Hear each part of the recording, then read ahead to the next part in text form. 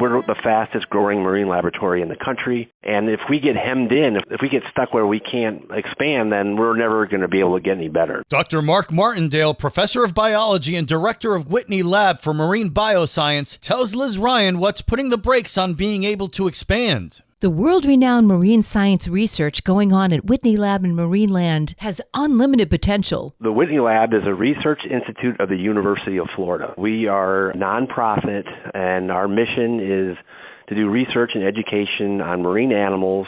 But being locked into 7 acres could put a ceiling on that. We cannot go north. If Whitney ever wants to expand, then we would have to buy property to the south of us, which is owned by Jim Jacoby. Who owns the Atlanta-based development company Jacoby Development. They own most of the land in Florida's tiniest incorporated town, Marineland. They had announced plans on their website to transform 32 acres into 241 residential units, 35 condos or beachside hotels, and a town center. This has generated a lot of pushback, including a Change.org petition that has over 6,000 signatures. Concerned people packed the town hall meeting Thursday night but got no answers. The town planner did acknowledge that the Jacoby Group has been making inquiries, but said that nothing is active at this time. Flagler Broadcasting has reached out to the Mayor Gary Inks, Vice Mayor Douglas Dewey Dew, Commissioner Angela Tenbroke, and Jacoby Development, but they haven't returned our calls. For Flagler's Morning News, I'm Liz Ryan.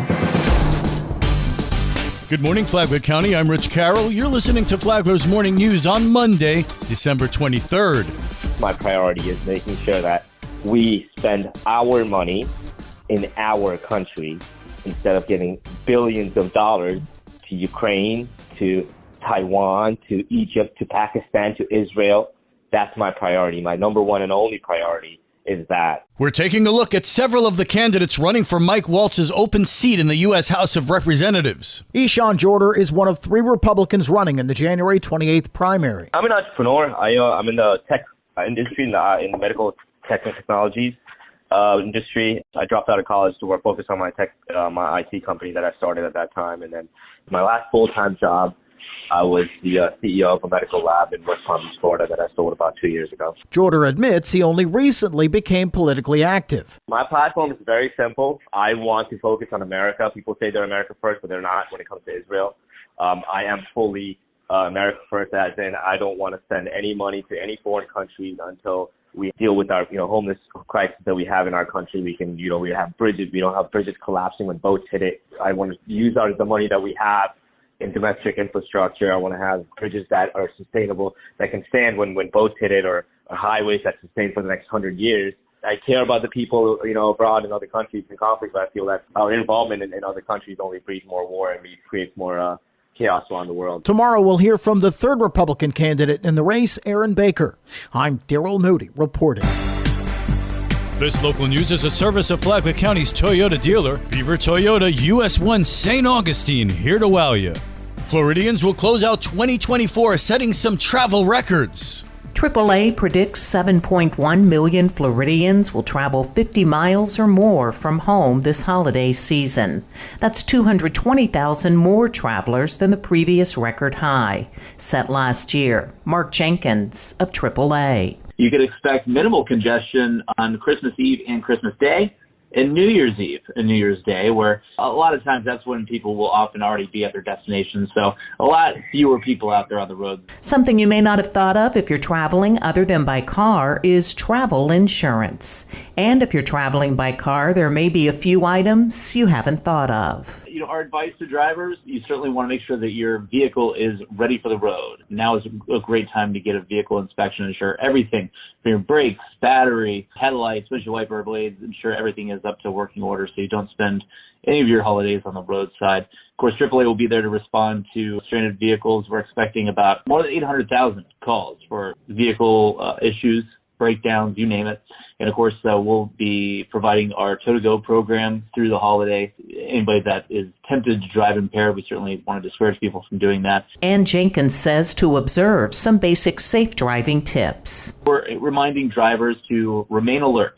keep an eye out, not just on the traffic lanes in front of you, but also on the shoulders of the road. Watch out for people who are on the roadside, including people with car trouble, but also our roadside technicians. The AAA Emergency Roadside Service phone is 1-800-AAA-HELP.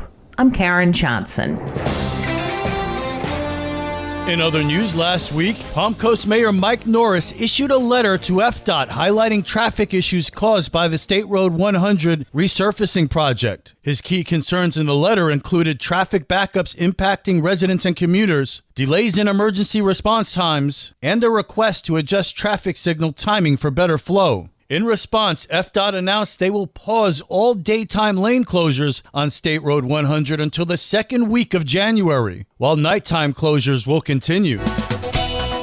And now you're up to date on Flagler's Morning News. I'm Rich Carroll. And now, Mike Licio with your WNZF local sports update. After wins over Matanzas and Menendez, the FPC girls soccer team closed out the week against rival Spruce Creek, who the Dogs had only defeated once in the last 5 meetings and twice in the previous 11. Leading scorers Ivy Chen and Erin Hughes each contributed a goal, and FPC emerged with a 2-2 tie. Last year, a young FPC team went into the break with a 5-game losing streak. This year, they'll return to school on a 4-game unbeaten streak.